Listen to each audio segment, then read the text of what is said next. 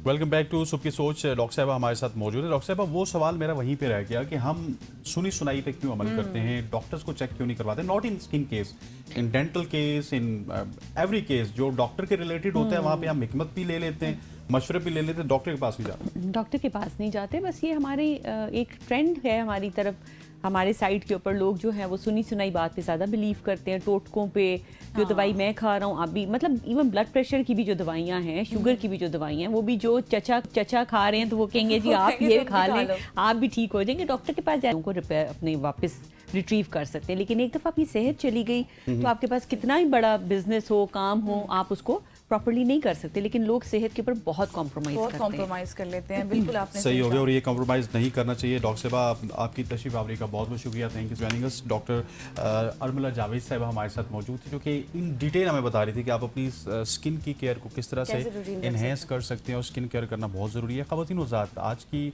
सुबह की सोच से इतना ही। मुझे गज़ल अशरफ को और हमारी पूरी प्रोडक्शन टीम को कल तक के लिए इजाज़त दीजिए। अल्लाह हाफ़िज़।